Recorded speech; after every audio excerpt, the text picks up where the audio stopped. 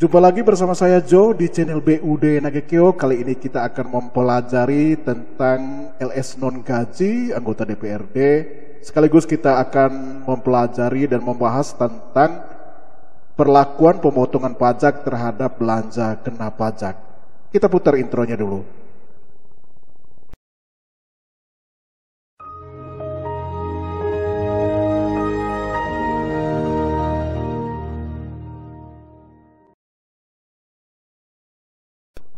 Ya, untuk membuat SPP tentunya kita harus masuk sebagai bendahara pengeluaran. Kemudian sebelum kita memilih menu lain, kita harus memastikan bahwa kita sudah memiliki daftar rekanan pada menu rekanan.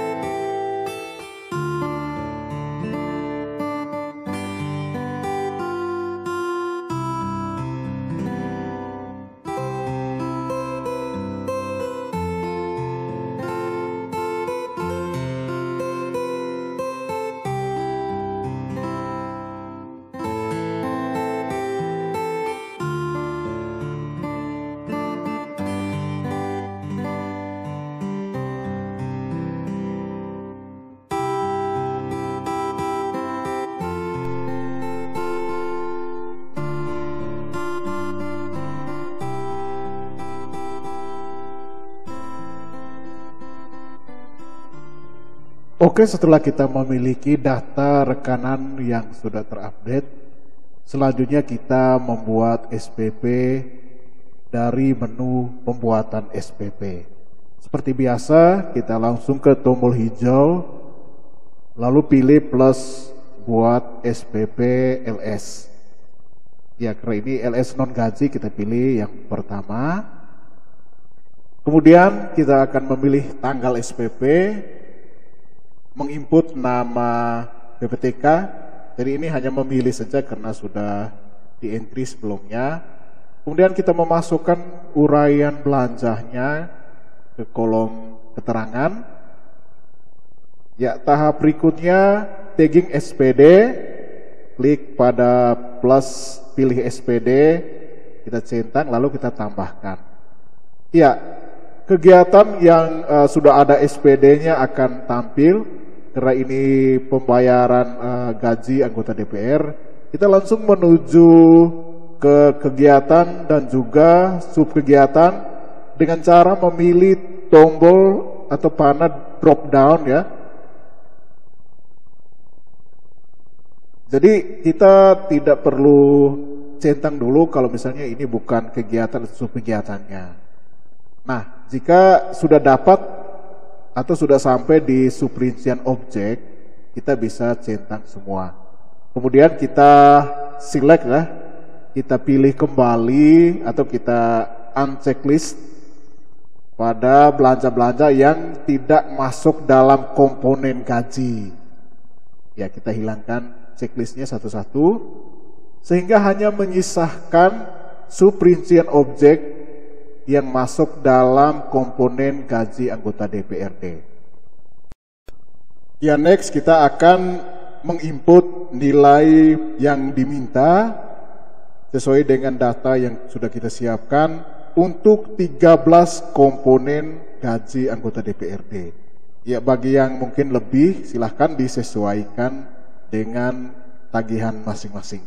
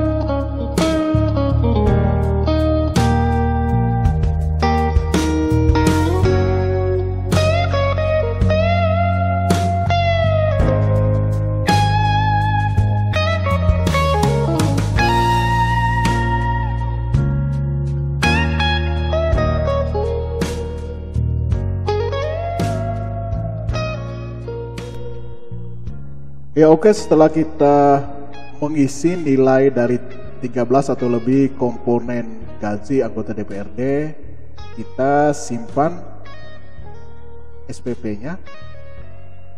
Kemudian selanjutnya kita bisa mencetak printout SPP yang sudah kita buat.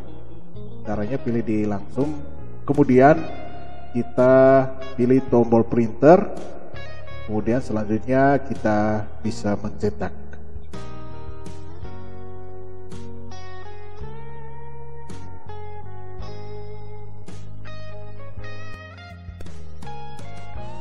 Ya, setelah dokumen ini dicetak, kita akan melakukan pengesahan oleh pejabat terkait. Kemudian dari SIPD kita log out.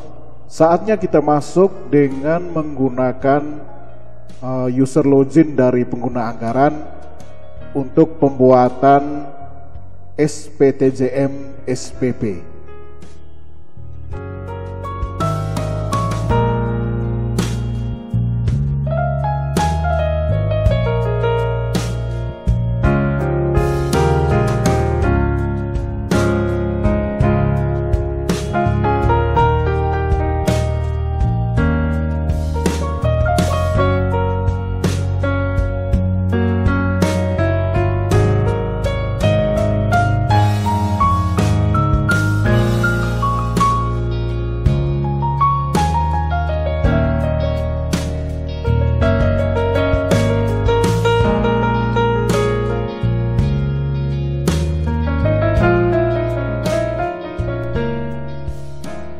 Ya, setelah SPTJM SPP ini dicetak, kita log out dari user login pengguna anggaran.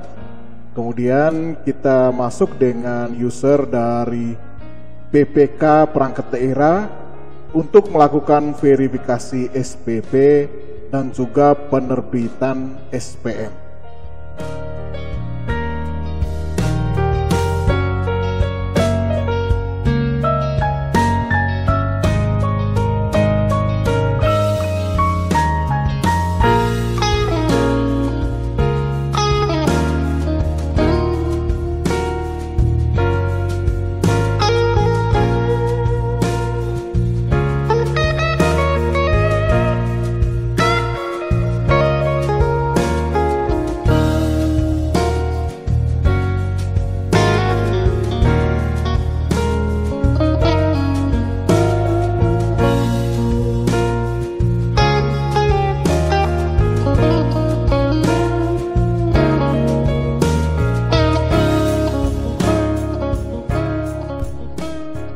Ya, kita sudah masuk pada tahapan pembuatan SPM.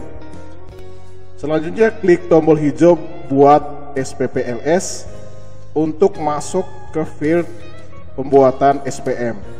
Dan sini kita sudah masuk di field dari tanggal, kita isi dengan tanggal, kemudian kita isi dengan rekanan, mengecek kebenaran rekening dengan cara klik cek rekening pada tombol ungu. Ya. Kemudian kita akan melihat rincian dari komponen gaji anggota DPRD. Kita bisa memilah, mengidentifikasi ada beberapa item yang kena pajak. Kita klik di didetailkan, kemudian kita klik jenis pajaknya, tarif, maka besaran pajak akan otomatis muncul. Ya, selanjutnya kita masukkan ID billingnya. Tentu kita harus melakukan pembuatan billing pajak terlebih dahulu sebelum kita masuk untuk membuat SPM. Ya, item dari belanja yang satu ini sudah kita buat. Kemudian ada juga komponen dari belanja pembebanan PPh.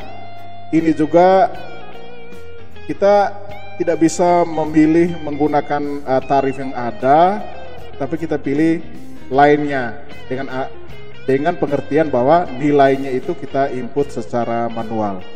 Ya, misalnya di sini 12.868.189 dari total PPh yang dibebankan. Ya, kita isi saja angkanya tanpa perlu memilih tarifnya. Ya. Jadi untuk pembebanan PPh memang semuanya harus disetor kembali ke negara. Kita tidak perlu memilih tarif ya.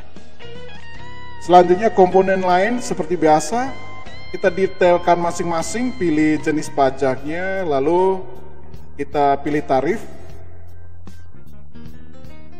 Kemudian besaran potongannya akan muncul secara otomatis. Menginput ID billingnya, kemudian kita lanjut ke komponen yang lainnya, kita detailkan sama seperti perlakuan yang sebelumnya.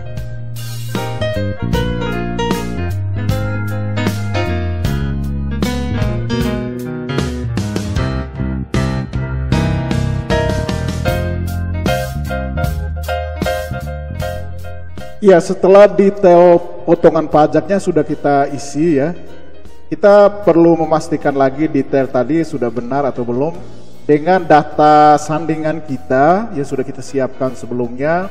Kita bisa mengecek kembali satu-satu setiap itemnya sehingga bisa mengurangi kesalahan pembuatan SPM. Ya, jika dokumen yang disandingkan sudah benar dengan detailnya, kita simpan SPM-nya. Ya, klik simpan lalu oke. Ya, selanjutnya kita memilih pada SPM yang sudah dibuat pada tombol printernya untuk membuat printout SPM LS gaji anggota DPRD. Dan di sini kita bisa mengecek satu-satu apakah jumlahnya sama, jumlah potongan. Kemudian bisa melihat lagi detailnya, jumlah yang diminta dengan jumlah yang dibayarkan. Tentunya memang jumlah yang dibayarkan juga masih berlaku bruto. Ya, jika ada yang menemukan informasi bahwa jumlah yang dibayarkan berlaku neto, bisa memberikan saran pada kolom komentar dari deskripsi video ini.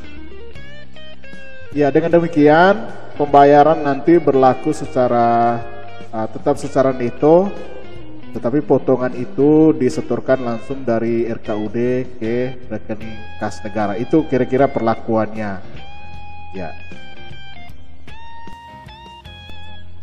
Ya, jika diyakini sudah benar SPM ini kita cetak untuk disahkan oleh pengguna anggaran. Kemudian PPK juga bisa mencetak pernyataan verifikasi untuk dilampirkan bersama-sama dengan dokumen SPM ini untuk menjadi dasar penerbitan SP2D.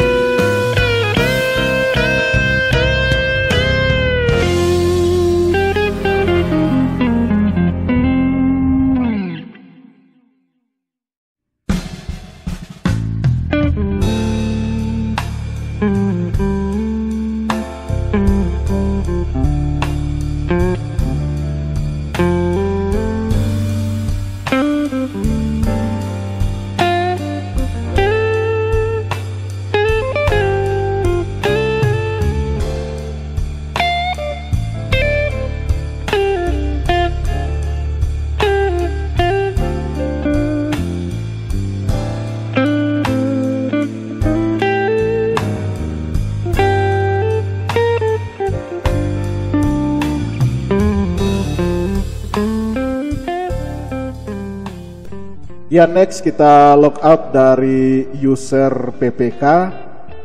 Kita masuk dengan user login dari pengguna anggaran untuk pembuatan SPTJM SPM.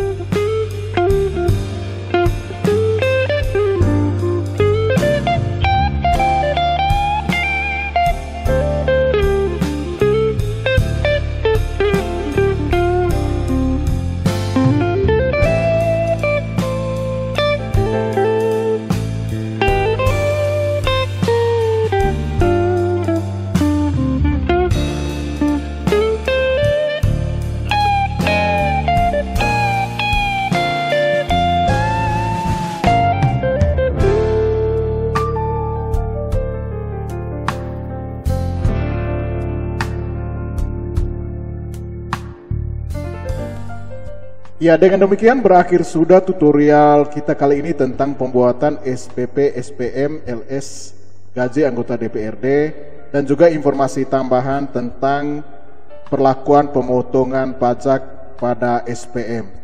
Saya Jo bersama seluruh kerabat kerja yang bertugas, mohon pamit dari hadapan Anda. Sampai jumpa pada tutorial yang selanjutnya.